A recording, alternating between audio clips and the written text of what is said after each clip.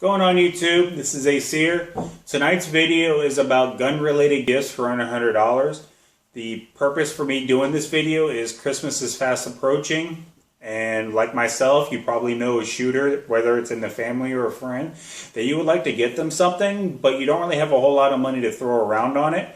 So everything I talk about is going to cost under $100. In fact, many of the items combined, when coupled with each other, still cost under $100, so you're able to satisfy your gift-giving need without actually breaking the bank. So whether it's for a friend, family member, or even yourself that you want to treat yourself, I would highly suggest everything on this list in fact, everything that I suggest I personally own and therefore would not mind gifting somebody else for, because I would not mind receiving any of these as a gift. Anyway, that being said, let's go ahead and get started. Alright. First thing on my list is a PMag 40. These are made by Magpul, and the 40 stands for 40 rounds. These are just like the regular 30 round PMags, however they do allow an extra space for 10 more rounds. Now, is 10 more rounds important? Yes, it is. As a shooter, having more rounds to be able to throw out at any given shooting session is great. There are 30 round magazines, 40 round magazines, 60 round magazines, 100 round magazines. The more the better. The problem is, like with the Surefire 60 round magazines, those have 60 rounds, but they cost around $100 for the mags, and the quality as far as feeding issues is very hit or miss. Some people have good experience with them, some people have bad experience with them. These cost under $20, so you're already saving a buttload of money, and you're only 20 rounds shy of the Surefire 60 mag. However, you're still getting the same PMag quality. So if you have good experience with the 30 round PMags, these are exactly the same thing. They're just a little bit longer. Now, there is a bit of a curve to it, so you do have that banana clip style that is kind of reminiscent of the AKs. And I know I called it a clip, but it is a magazine. If you have any experience with the PMag 30s, you will like these as far as good experience. I personally have never had any bad experience with the PMags, whether they be the windowed version or non-windowed version. This same goes. The only problem I've ever had with this particular magazine is when I'm using a tripod, it usually kind of clunks against the table of the bench that I'm actually shooting from. Apart from that, there is nothing wrong with this particular magazine. It does look a little awkward sometimes when you're holding it, when it's loaded into the firearm, but that's not a big deal. Another thing that I really like about these mags is the boxes of ammo that I typically use usually contain about 20 rounds of magazine. Two of those for one of these. Whereas for a 30 round magazine, it's usually a box and a half, and OCD kicks in with that half a box, so I'm kind of compelled to fill up another box. So it's either 40 rounds or 60 rounds. So one of these or two of the 30s. And so I end up shooting less ammo when I use these. That's just me though, and I'm a little weird. Anyway, like I said, these cost between $18 and $20. And you can generally find them online, and I cannot recommend these enough. And so whether it's for yourself or for a friend, I would highly recommend one of these.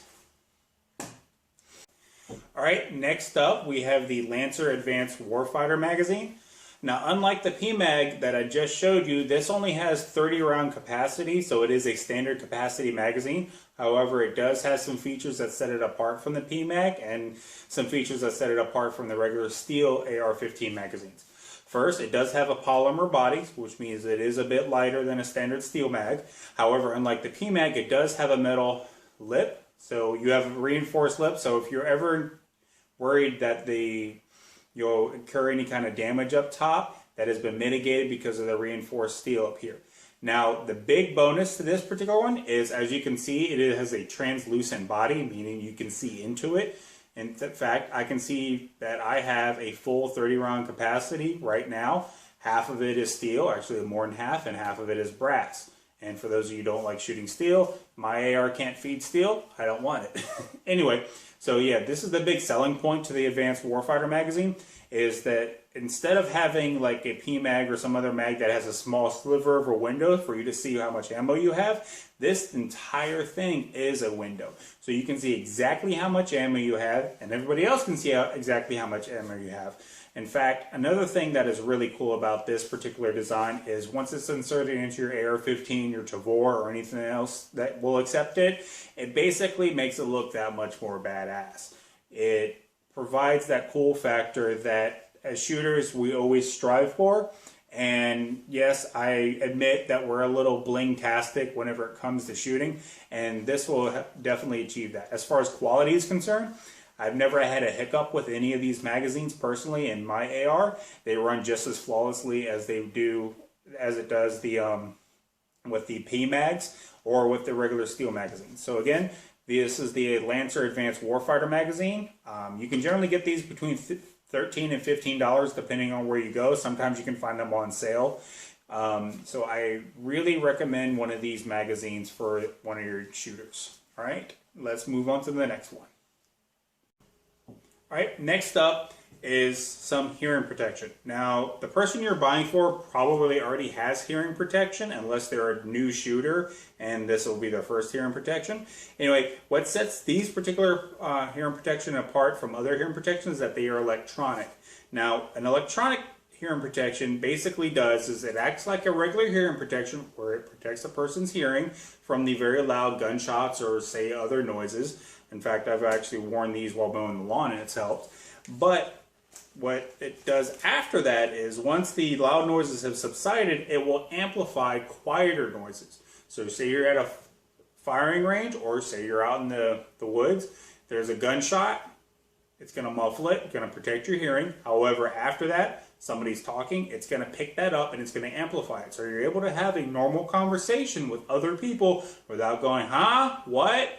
Or doing like this to try to let the sound, enough sound in from their voice so you can actually hear what they're talking about. It does this because it has speakers on either side. Actually, these are microphones where it picks it up. But again, it does not transmit the loud noises. It just amplifies the small noises.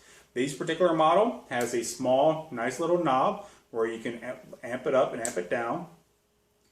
Now, it's very weird when you first wear these. I liken these to the way dogs probably hear, where if you small things, where it's nice and quiet and you just kind of scratch yourself, you'll hear that scratch many times louder than it normally is. It usually takes some getting used to.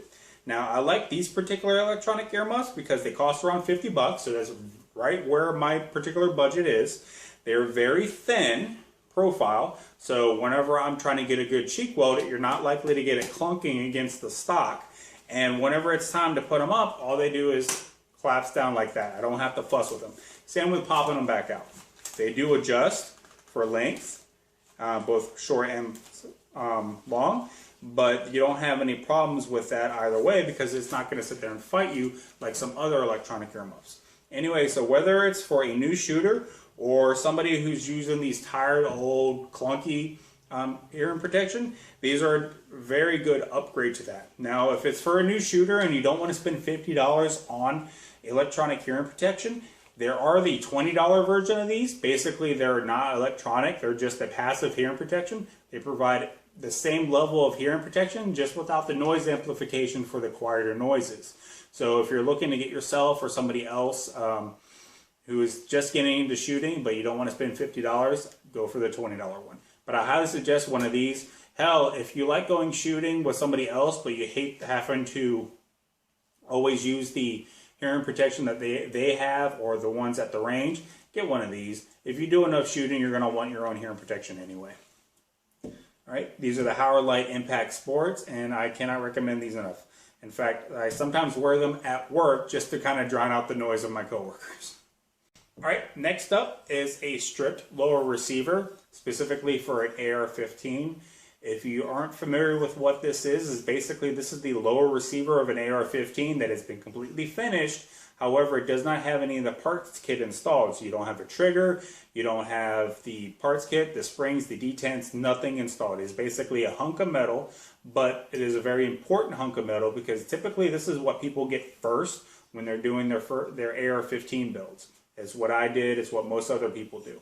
Now, there is a caveat to this particular item on the list, is this is the serialized part of a firearm, of the AR-15. So wherever you go, whether it's you order it online or you go to a store, you're going to have to go through the background check for this, just like you would for a completed firearm. And if you order it online, it's going to have to get shipped to a dealer who will then do the background check when you go to pick it up. So bear that in mind. However, once you get through that, this is a very fun item. You can't really do much with it as it is, but you can expand upon it, and you can pretty much customize your AR-15 as you build it out. If you have any children and you want to start a new fun project, this would be a very good project to get them started on. It does teach some do-it-yourself gunsmithing, and I highly suggest it. When I built my first AR-15, one of the reasons why I did it is because I didn't have any idea how to maintain the rifle, but now that I built it, I know how to maintain it because I actually built it. And there's a lot of guides online how to build AR-15s. This particular model I ordered from the Umbrella Corporation. It does not cost under $100, so I'm going to throw that out there right there. However, this is the only strip lower that I have, so that's why I'm using it as a part. Now, there are places that also sell blemish strip lowers, this is actually one of them. Basically, they've been marred or dinged or something like that, where it's something cosmetic, but it's just enough to where they have to knock the price down, but there's nothing functionally wrong with them. Palmetto State Armory is known for having strip lowers that are on sale because they're blemished for under 50 bucks. And so that's a really good way to get started on your AR-15 project and having a quality lower receiver without actually spending a lot of money. If you do happen to go this route, I highly suggest you do some homework. There are a lot of companies out there that sell crap, and there are a lot of companies that sell good stuff, just like with anything else. So if you do go this route, I highly suggest doing your homework. All right, let's go ahead and move on to the next topic. Okay, the next up is a hammer and punch set. Now, what this is basically these are gunsmithing tools, or you can actually use them for other things. However, these are specifically designed for gunsmithing. The punches enable you to, say you have a spring or a pin that you need to knock out, so you're able to knock it out. Now, a quality hammer and punch set will typically come with both brass and steel punches. The steel ones are good because they provide extra strength, so if you need to really pound on something without your punch breaking, this is what you'd want to use. However, if you're interested in just tapping something out without actually marring up the metal of the firearm you're messing with, then you're also going to want to have the brass punches. The brass punches, these are made of brass, obviously. The brass is softer than generally the firearm steel that we typically find, and so if something's going to give, it's going to be the brass, so you're not likely to ding or mess up the receiver or any other metallic part that you're knocking against. So if for some reason you're tapping against it and the punch moves and you're not paying attention, you're not really going to goof anything up. You still want to be careful, but you're not going to, you have that extra leeway. You're also going to want a nice non-marring hammer, typically made of brass as well for obvious reasons. You could also use a rubber mallet. I use both. I have a regular rubber mallet and one of these, although I usually prefer using one of these because rubber mallets, I usually can't get enough energy into the thing I am pounding against in order to get what I need. Now, before I had a brass punch set, I used to jerry rig basically anytime I needed to move something. So whether it was a screwdriver and a regular hammer, some pliers, some duct tape wrapped around it to get the drift the pins into my AR-15 that I was building. It functioned, but it was very ugly afterwards. In fact, if you ever look at my AR-15, you're going to see a lot of little nicks and scratches that I could have avoided had I actually used proper tools. These usually cost between $30 and $45. You can get some for less, you can get some for more. It all depends on how complete the set is. It really doesn't matter. But for anybody who is into doing their own part swaps or upgrades, I highly suggest getting one of these for them. Especially if you plan on doing an AR-15 build. My next AR-15 build is going to be a lot prettier, and the end result is because I'm going to have actually something like this. And again, this is a quality hammer and punch set. I got this for I think $30 off Midway.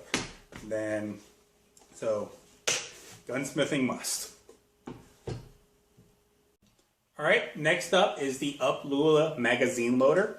Basically, it is a speed loader for pistol magazines. How it works is you insert it over the magazine in question. There is a metal lip right here, which is used to depress the follower for the magazine. At that point, you feed the ammunition in, you let go, you repeat, put another round in, let go, you repeat, and keep doing it until it is full, or it's as full as you wanted to get it. The Uplula mag loader is made of a polymer that seems to be pretty sturdy. I liken it to Glock mag polymers, and I'm pressing it and there's very little flex. The only metal piece is the lip itself, so you're not really worried about, I'm not worried about this particular thing coming or popping out. It is in here very tight, and I'm not going to try to break it, but it works very good. Now, if you're ever one of those people that get stuck loading mags, whether it's for yourself or it's for somebody else, and those last 2 or 3 bullets really make your thumb sore, this is a godsend, because it doesn't matter if it's the first round or the last round. This gives you sufficient strength in order to put that round in. In fact, I have never gotten sore thumb while using this. When I first bought this, I sat there watching the football playoffs, and I loaded up mags. I unloaded them, and I pretty much had fun because at no point my thumb hurt, which is a great thing. So if you ever know anybody who's ever been stuck with that, I highly recommend you get one of this. Now, there are caliber ranges. This particular model is 9mm to 45. I've used this on my SIG Pro mags. I've used it on my 1911 mags. I've used it on my FNX mags, my Glock mags, and it has worked like a charm. It doesn't matter if it's a single stack or a double stack, this has worked. Now, this has been pretty much a godsend at the range. Because, you know, it takes a while to load up these magazines, except for with this. In fact, if I'm halfway going to the range and I realize I forget this, I will go back and get it. That's how much I have grown to depend on it. There's still no excuse, or no substitute, I should say, for being able to do it by hand. But who's to say that you need to have sore thumb each and every time? So I highly recommend one of these. You can get these pretty much for about $20. You can get them at Palmetto State, Amazon. There's a few other places. So yeah, the Uplula magazine loader, make sure you get it for the particular caliber size in question. So if they have a 380, this probably won't work because this is 9mm at minimum and up to 45. There might be some leeway with that, but I only have calibers between 9 and 45, so there's no way for me to personally test it. I really like this one. All right, last item on my little list for gifts under 100 is a 50 caliber bullet, which you can use to throw at people. Actually, I am joking. It is a 50 caliber bottle opener. Now, it is made from a 50 caliber round. It costs about $10 to $11 on Amazon. It has the bullet, it has the brass body, it even has a dimple primer, but it doesn't have anything inside, so it is not dangerous. It's basically been milled out to be a bottle opener. This is more of a stocking stuffer type of deal. It's only $10 to $11. However, this is a pretty good novelty to give to a shooter. I bought this for myself after I saw a picture of it online, and I just had to have it. And I was very surprised that this is actually a pretty damn good bottle opener. In fact, I've had a few bottle openers that it usually took about 10 tries to get the damn bottle open, where I'm going around and around and around, and finally it pops open. I started using my old Boy Scout bottle opener that was on my Boy Scout knife, which is basically a faux Swiss Army knife, and that worked pretty good too. But when I got this is it. In fact, one thing I really like about this, in addition to it being a damn good bottle opener, is it fits perfectly in my back pocket. So if my neighbor's having a get-together and he say, come over, I go over there, he brings out the Coronas don't twist off, so I just pull it out and pop it open instead of using the bottle opener that they're passing around. Again, I really can't recommend this particular one enough. If you have a shooter that likes beer and likes guns, they're probably going to really enjoy one of these.